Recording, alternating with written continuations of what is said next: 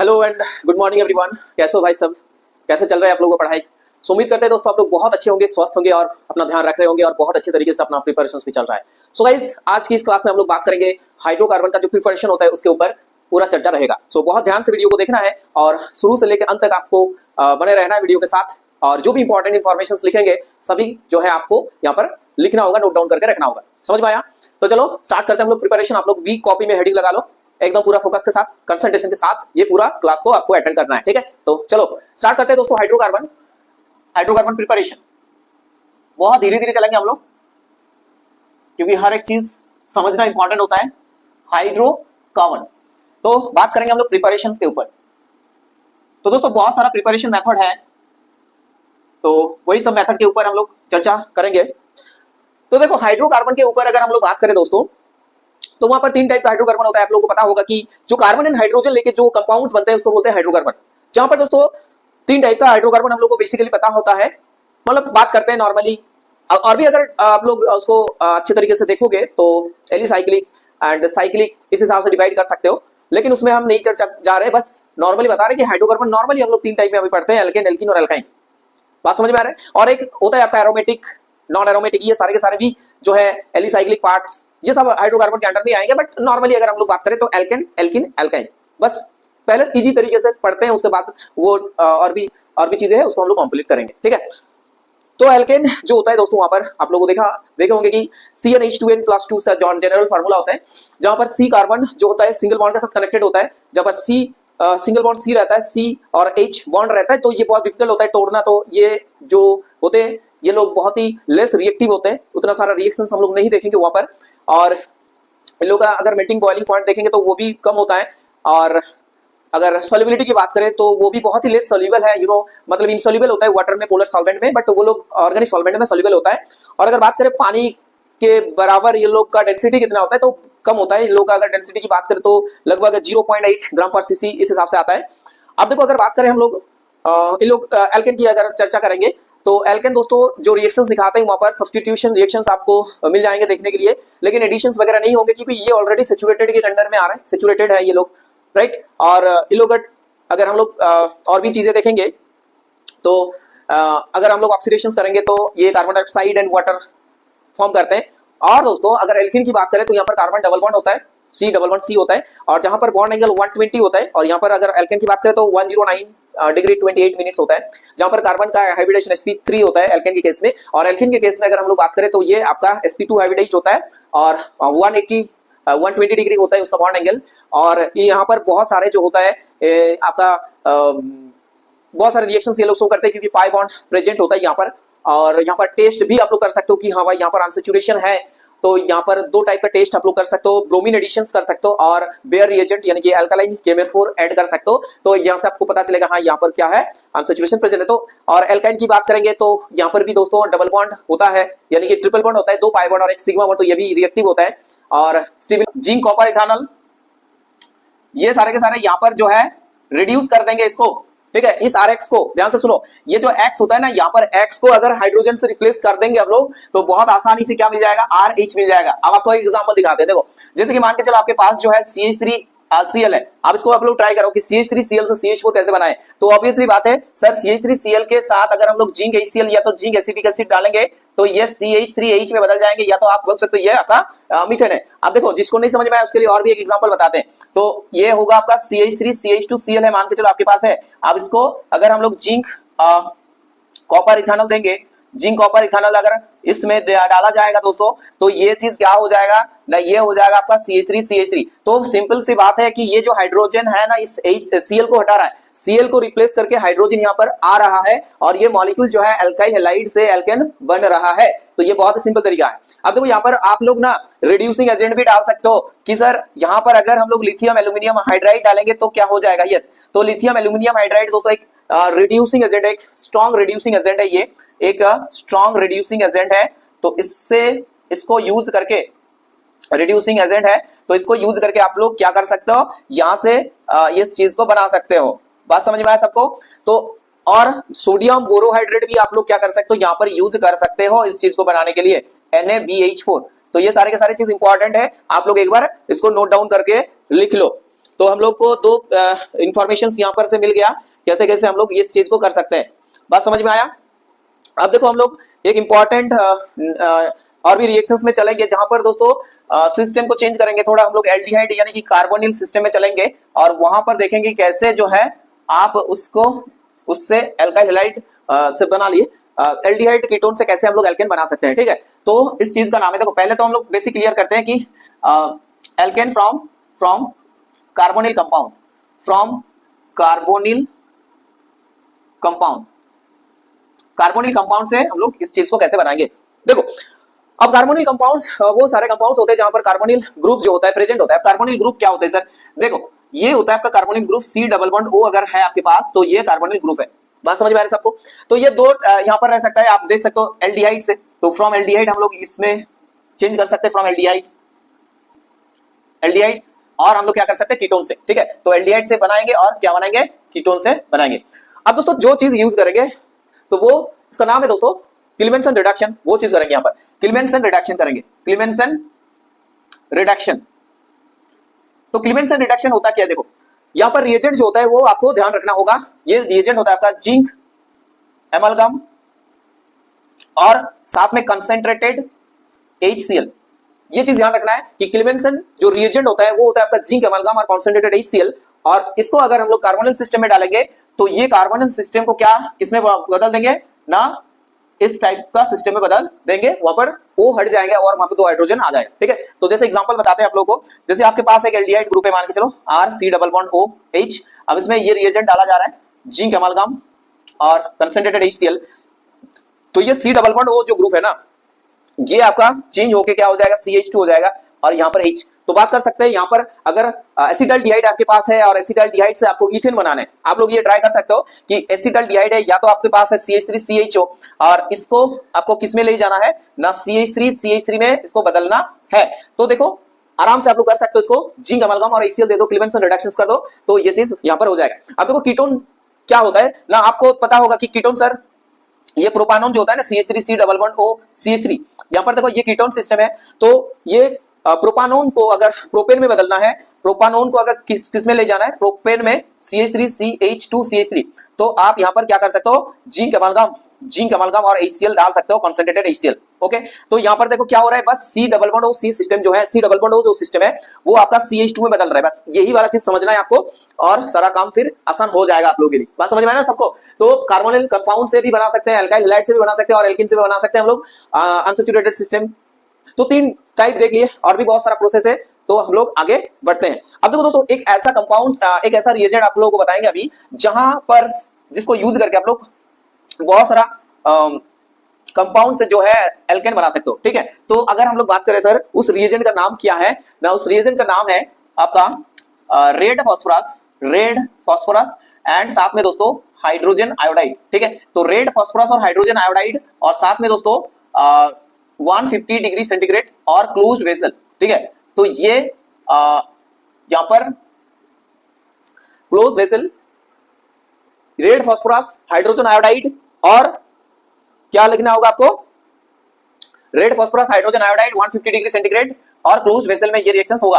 अब इसमें क्या क्या रिएजेंट मतलब क्या क्या सिस्टम को आप लोग हाइड्रोकार्बन में बदल सकते हो वो आपको बताएंगे अभी। तो अल्कोहल हो सकता है भाई, एल्काइल हैलाइड हो सकता है, एसिड हो सकता है, एल्डिहाइड हो सकता है, कीटोन हो सकता है, एल्काइल हैलाइड हो सकता है, तो ये सारे के सारे चीज। ठीक है, तो एक नंबर आप अल्कोहल से बना सकते हो, मान के चलो आपके पास ROH है और आप ये वाला रेड फास्फोरस डाले और हाइड्रोजन आयोडाइड और साथ में 150 डिग्री सेंटीग्रेड क्लोज्ड वेसल, तो ये RH में बदल जाएगा।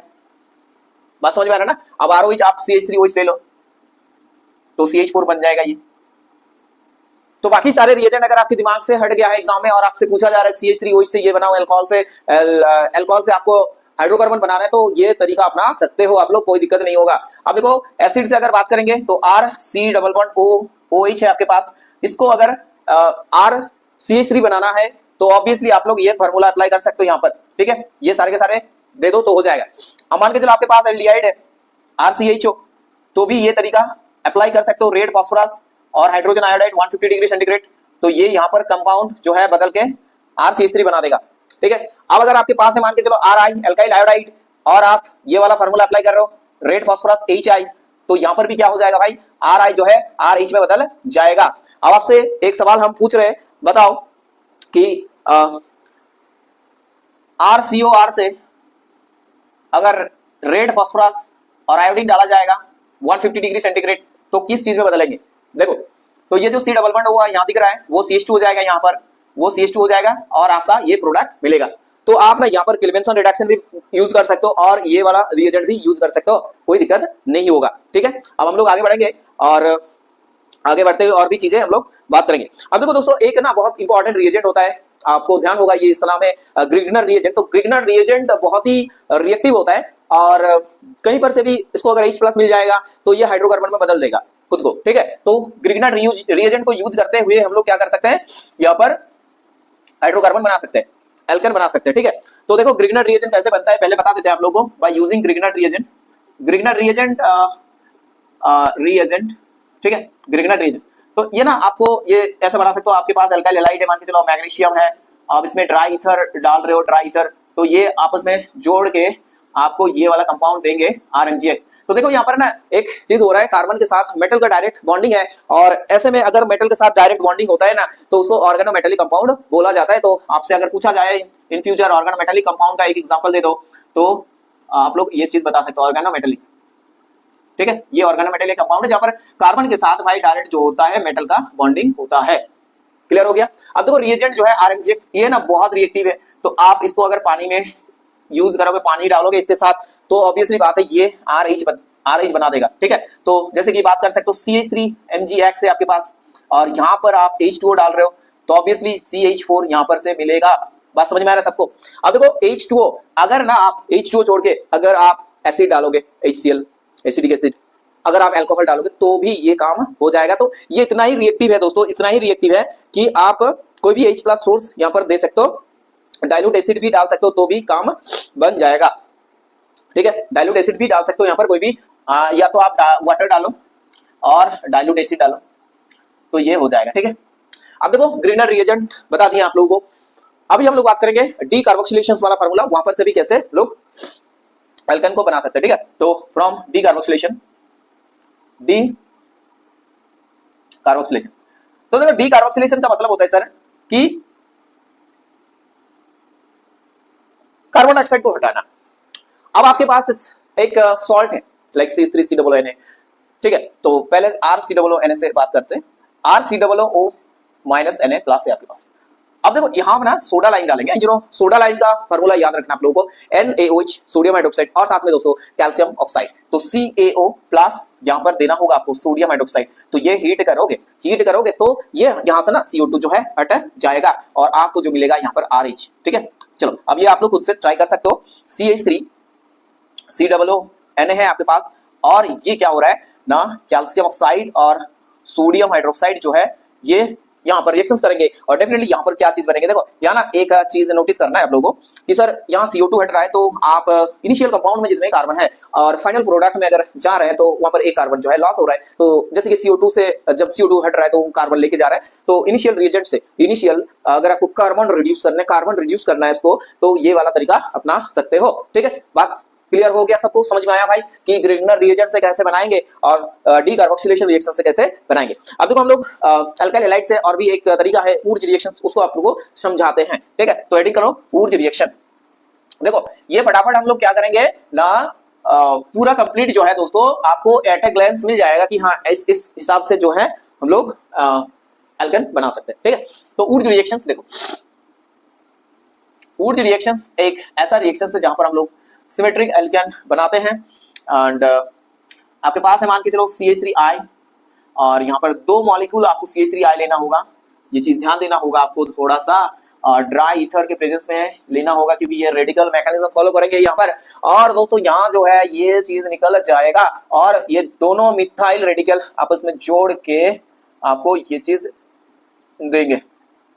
ठीक है, तो ये सिमेट्रिक एल्केन बनाने के लिए ये इंपॉर्टेंट होता है। और एक बात आप लोग को बता देते हैं कि यहाँ पर से आप मीथेन नहीं बना सकते, तो ये चीज पूछा जाता है कभी कभी कि ग्रिगनर ये ऊर्ज रिएक्शंस क्या मीथेन नहीं बना सकते? नहीं बना सकते भाई, क्योंकि आपको दो यूनिट लेना होगा अल्काइल हैलाइड का, तब जाके ये चीजें बनेंगे। ठीक है, बात समझ में आ रहा है सबको, कोई दिक्कत नहीं है, कोई भी परेशानी नहीं है। अब देखो आप लोग ना ये खुद ट्राई करो कि मान के चलो आपको ना CH3CH2 Cl से आपको क्या बनाना होगा, butane, CH3 CH2 CH2 CH3, ये आपको बनाना होगा। तो ऑब्वियसली यहाँ पर दो इसको ले लो और साथ में सोडियम इथार ले लो, वुड रिएक्शन कर दो तो ये चीज कंप्लीट हो जाएगा। क्लियर है ना, बहुत आसान तरीका है ये, कोई भी डिफिकल्ट नहीं है। तो आप लोग बहुत ही अच्छे तरीके से जो है इस चीज को बना सकते हो, ये वाला मेथड यूज करके, वुड रिएक्शन यूज करके। बात क्लियर हो गया। अब और भी तरीका है भाई, रुको, और भी तरीका है, हम लोग आगे में चलेंगे तो आप लोगों को बताएंगे और भी क्या क्या तरीका है। अब दोस्तों एक इलेक्ट्रोलाइसिस प्रोसेस होता है जिसका नाम है कोल्बे इलेक्ट्रोलाइसिस, तो उसी के ऊपर अभी चर्चा जो है हम लोग करेंगे, ठीक है। चलो कोल्बे, सारे के सारे वीडियो सही है ना भाई, हाँ सही तो दिख रहा है भाई, सब कुछ बहुत ही अच्छा, सब सही है एकदम, ठीक। चलो तो कोल्बे इलेक्ट्रोलाइसिस करेंगे अभी, कोल्बे इलेक्ट्रोलाइसिस। अब देखो कोल्बे इलेक्ट्रोलाइसिस में लेते क्या है हम लोग, क्या लेते हैं भाई, potassium salt of carboxylic acid. अब ये क्या होता है, कार्बोक्सिलिक एसिड पता है ना आप लोगों को, RC double bond O minus K plus, ये होता है। अब इसको दो मॉलिक्यूल ले लो, दो मॉलिक्यूल लेने के बाद आपको क्या करना होगा, इसका हाइड्रोलिसिस करना होगा। या तो आपको सिस्टम में जो है पानी तो प्रेजेंट रहेंगे, अब प्लैटिनम इलेक्ट्रोड यूज कर लो, प्लैटिनम इलेक्ट्रोड यूज करो। अब यहाँ पर एनोड कैथोड में रिएक्शंस होंगे ऑब्वियसली, तो एल्केन जो होता है ये RR फॉर्म में बनेंगे और CO2, तो ये दोस्तों यहाँ पर एनोड में बनेगा, ये आपका कहाँ बनेगा, एनोड में भाई। और ये जो सोडियम हाइड्रोक्साइड, तो सोडियम नहीं है, पोटेशियम हाइड्रोक्साइड है, KOH, ये जो है ना आपका, ये KOH ये कहाँ पर बनेंगे, KOH, और यहाँ पर से हाइड्रोजन भी मिलेंगे। तो ऑब्वियसली बात है सर कि ये दोनों चीज जो है ये आपका कैथोड में बनेगा, ठीक है। तो देखो ध्यान से सुनो तो याद हो जाएगा।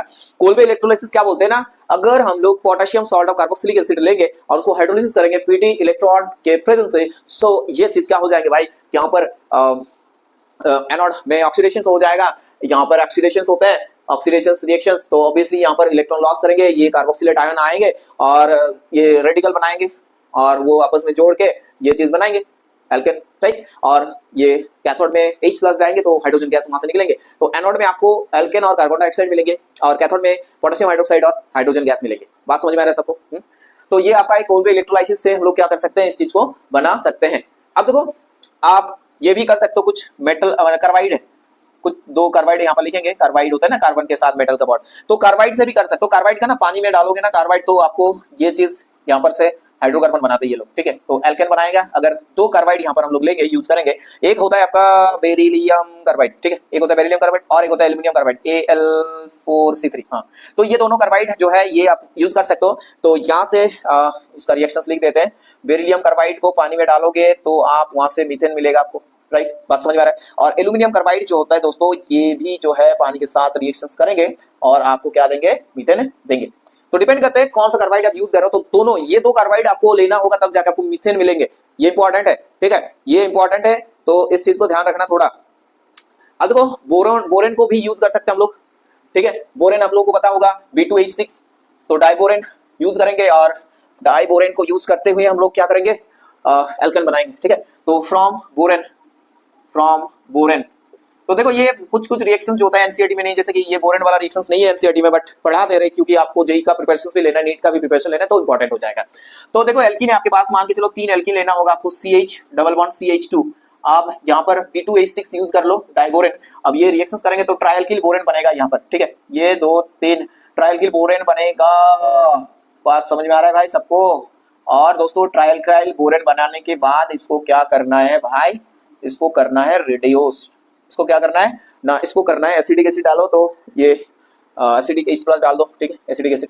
तो एसिडिक एसिड रिएक्शंस करेंगे तो ये सारे के सारे चीज जो है टूट जाएंगे और आपको मिल जाएगा एल्केन, ठीक है, आपको ये एल्केन यहाँ से मिल जाएगा। क्लियर हो गया बात? ये कोई भी दिक्कत वाली बात नहीं है, सब आसान है भाई एकदम, ठीक है, बात समझ में आ रहा है सबको? तो देखो ये सारे के सारे तरीका आप अपना सकते हो एल्केन बनाने के लिए, तो ये सारे के सारे तरीका आप अपना सकते हो एल्केन बनाने के लिए। और डाइल्काइल कैडमियम को भी यूज कर सकते हो, डाइल्काइल कैडमियम R2CD, ठीक है, ये भी यूज कर सकते हो यहाँ पर। तो इसके साथ अगर मान के चलो CH3Cl का यूज करेंगे तो डाइल्काइल कैडमियम, इसमें से आपको R- मिलेंगे न्यूक्लियोफाइल, तो यहाँ से भी आप इस चीज को बना सकते हो एल्केन को, ठीक है।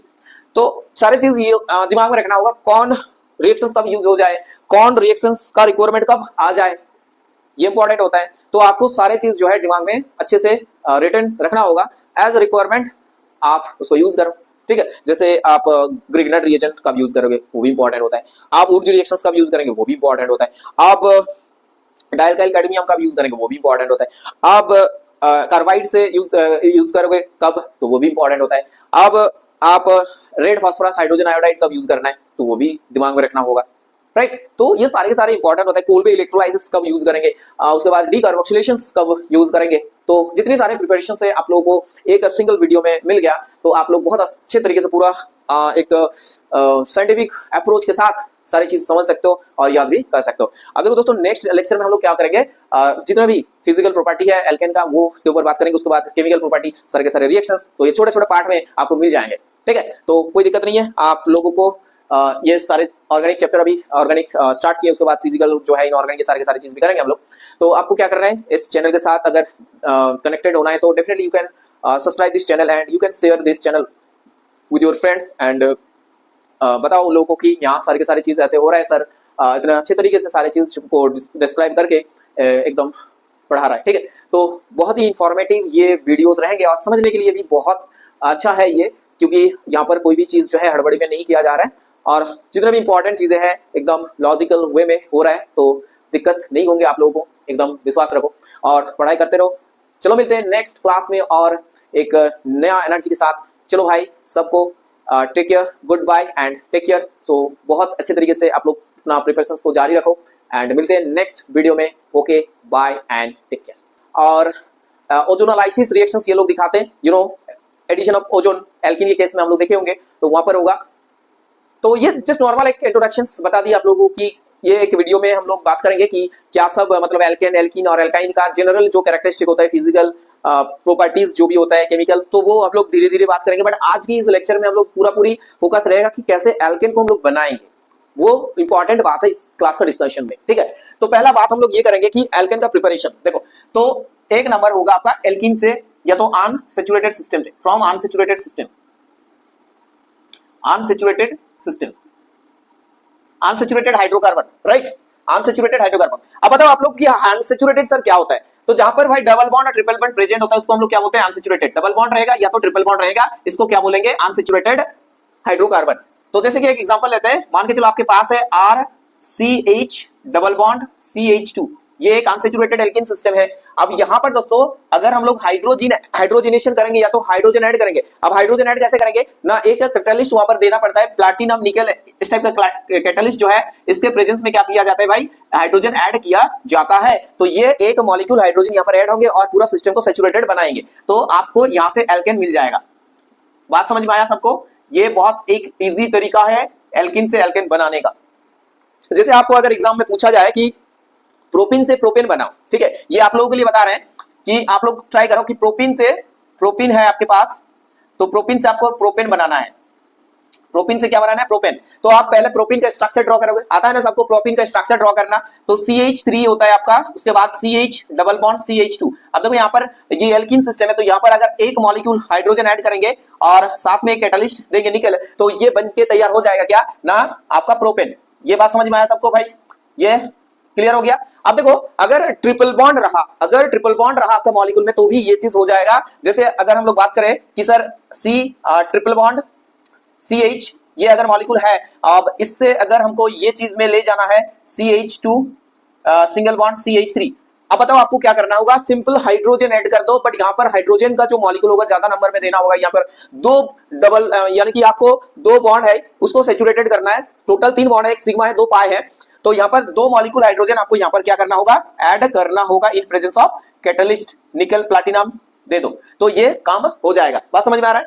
तो अगर आपसे एग्जाम में ये पूछा जाए कि प्रोपाइन से सर कैसे बनाएंगे, प्रोपाइन से प्रोपेन कैसे बनाएंगे, तो ये आप लोग खुद ट्राई कर सकते हो। तो प्रोपाइन का पहले स्ट्रक्चर लिखना है, क्या होगा भाई, आइन मतलब आपका ट्रिपल बॉन्ड रहेगा वहां पर, तो C ट्रिपल बॉन्ड CH ऐसे। अब यहाँ पर 2 मॉलिक्यूल जो है हाइड्रोजन ऐड कर दो, 2 मॉलिक्यूल हाइड्रोजन ऐड करेंगे तो डेफिनेटली आपका ये स्ट्रक्चर बन जाएगा, और यही जो है आपका क्या है, अल्काइन से एल्केन बनाया, ठीक है, इस हिसाब से बनेगा पूरा चीज। बात समझ में आ रहा है सबको।